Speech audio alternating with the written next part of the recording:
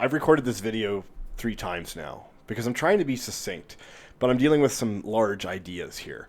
And so I'm going to break it down into a few parts. So I want to start with factions. What's a faction? So a faction is just a group.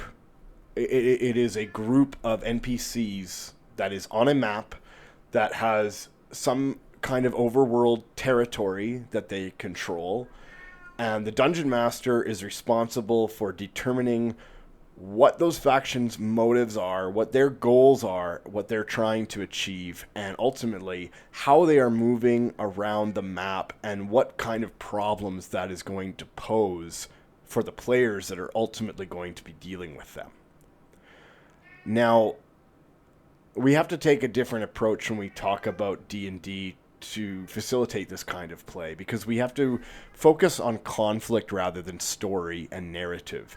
This requires a couple of things. One, it requires that we establish these things and that we are aware of them and that we know where they are moving, we know what they're interacting with. It also requires improvisation.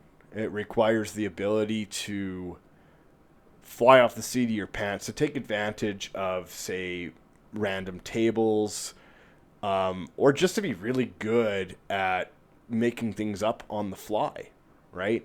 The way I typically run dungeons now is the players go into a dungeon, and while they're in the dungeon, moving around the dungeon, I'm drawing the dungeon out.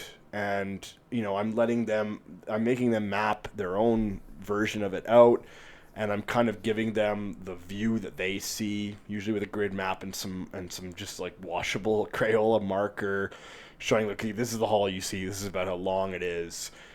And then by the time that they go through all or part of that dungeon, I have it all written out so that there's consistency. So that when they go back to this dungeon, if they decide to return, it hasn't all of a sudden changed and become a randomly generated, procedurally generated dungeon like Diablo or something, that it's static, right?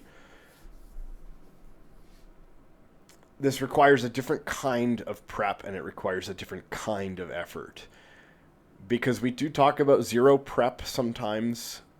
Zero prep is sort of a popular buzzword, or it was for a few weeks on X or Twitter at least. And I look at zero prep a little differently. I don't look at it as zero. I look at it as more, rather than the DM sitting down with a pad of paper and a pencil, writing down what sort of monsters they're going to encounter this adventure, writing narrative hooks, and sort of having this thing planned out step by step like a set of microwave dinner instructions.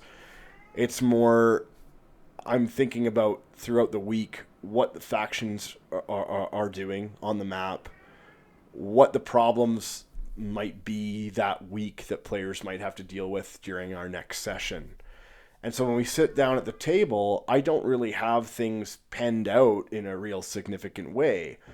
I just have a rough idea of the layout of the land and what's going on there. And I'm still leaving the decision in their hands to do something about it. Now, this immediately poses a problem of, well, what's the draw for the players? How are we drawing them into this? How are we making them take action? And that sort of answers itself by the fact that factions want territory, they want power, they want something, right? They all want something. Now, we have a lot of monster factions on our map. Gnolls, orcs. The orcs have destroyed the gnolls effectively at this point, and there's another faction that I've yet to reveal to the players that is sort of making moves far, far to the south of where they are, so they're not even aware of it at this point. But these factions are always going to be putting pressure on the players to act. Because the idea, like sort of the fundamental spiritual idea of Dungeons and Dragons in my mind is that evil never sleeps. It only grows. It only gets larger. There's no real way to eliminate it entirely, because if there was, then you don't have a game anymore. And ultimately, this is a game. It's not a novel. It's not a movie. It's not a TV show. This is a game, right? I look at D&D as a game, and I want to play it as a game and run it as a game. And the only thing I'm really concerned about at that point then is, Are the players engaging with it? Are they having a good time? Right? Are we all having a good time, essentially? And are we playing an actual game, or are we telling a story? Because one is actually more interesting than another, depending on how you run it, right? This is sort of where one-to-one time comes into play, because what it does is it gives the DM some time to ruminate. It gives you some downtime and some breathing room. So throughout the week, when we're not actively in a session, I'm giving my players decisions on things they might do.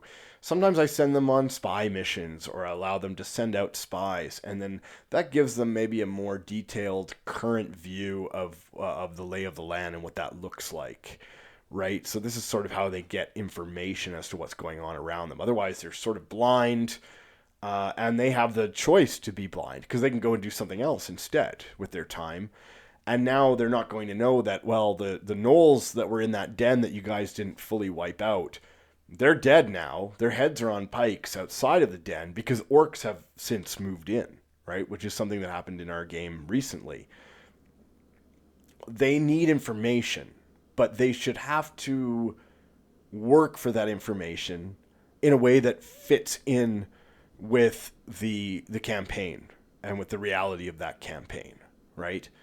I've always been a proponent of like player information and making sure that they know at least roughly maybe how dangerous something might be, or you know, just making sure that things are clear so that when they're making decisions on their own and they're deciding to roll those dice or take risks, that they're doing it in an informed way, right?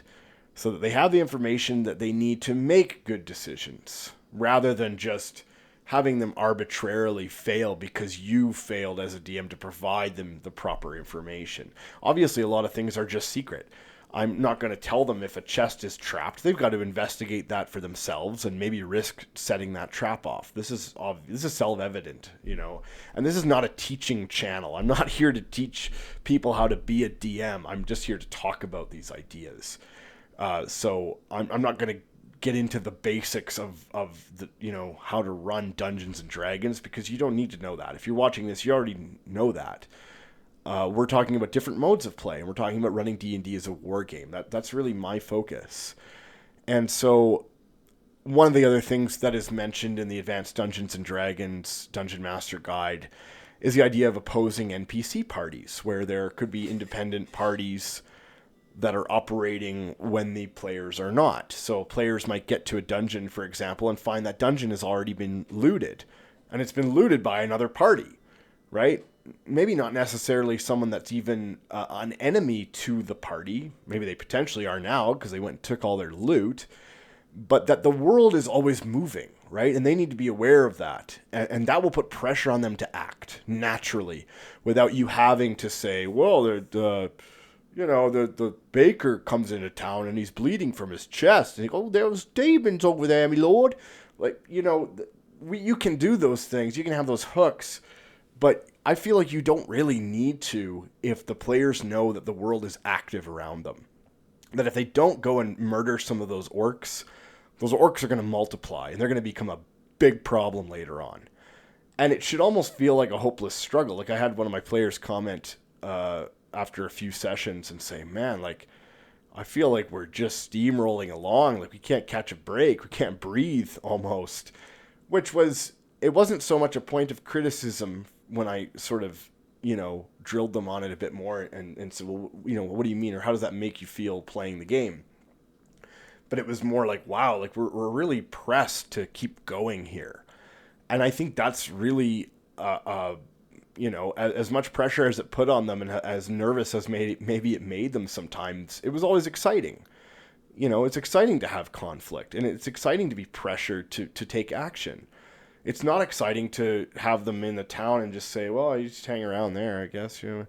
Like that, those things can be fun for little moments of breather time here and there, maybe. But we usually deal with those things in downtime. When they're in a town, it's because we're not playing anymore, right? It's between sessions and they're resting and they're replenishing and they're training and doing all the other stuff that we do in downtime when we run a game in one time.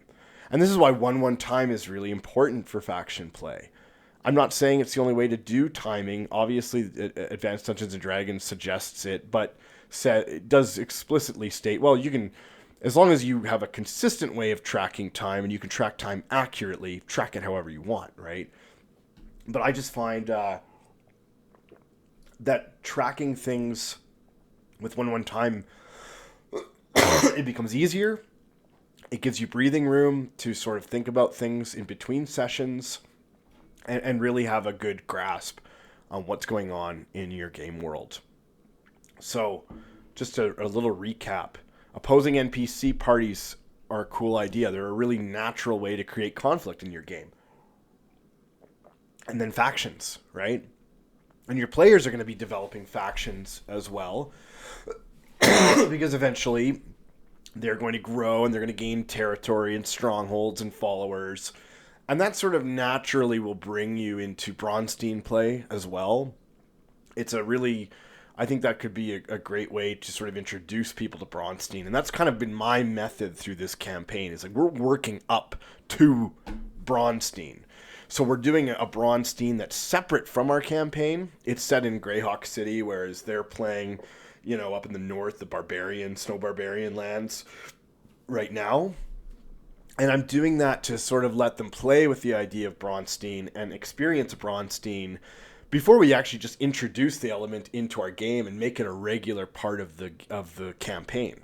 So once those players are settled in and they become leaders of factions and they're not going and hanging out in dank dungeons anymore all the time, we'll run those characters via the Braunstein, and then when we want to do the more traditional games, they'll make another party. And those party members might be comprised of, say, a single party faction, or the members in one of the other characters' factions. It's those soldiers now that are going off and having their adventures, and so on. And I think that if you look at this sort of on a whole, you can see how this could facilitate a really depthful, meaningful campaign, one where it's easy to introduce other parties into the same campaign world because you've already done the hard work, essentially, or gotten the experience in running factions. Now the only difference is you're having a faction that's maybe controlled by another group of players. The only thing that I haven't run across, and that I will admit that I don't really have a grasp on how you'd handle it, is when those factions, two player factions, start to interact. What does that look like? Does that all of a sudden become a case of, well, now you've got all of your players from your 2 or 3 different groups, we have to play them all at once? And if so, that does not sound like a bad time. But these are things other people have more experience with than I do, and I'm sure they can answer those questions. And if you want to answer those questions, or you want to get into the discussion about this, comment below, or see me on X. And I will also mention, and I'm not going to get into the details of it here, over the next year, I am running every week. It's not really a contest, but I'm donating one of my game books or board games. And all that is required of you is that you pay attention to my X feed. You don't have to follow me or anything like that, but just pay attention to it, and you'll see what game is going up for donation. I'll usually make you do something silly to earn a entry to see if you actually want it or not. And then all you have to do is pay shipping for that product. So I got some cool things in there. Morkborg, Mouse Guard is the one that I'm doing right now. I've got some older D&D, AD&D stuff like Spelljammer in there. We're just going through and getting rid of, it's a couple dozen books anyways, a few dozen books, and a couple of board games and things like that as well. So thanks for watching. Just pay attention to that space. Pay attention to this channel. I'll do more deep dives and maybe some longer videos and interviews and stuff, but I just wanted to give you guys a broad overview of like why I think conflict should be the focus of this style of game, why factions and NPC parties are important, and of course the benefits of 1-1 time and how that relates to that.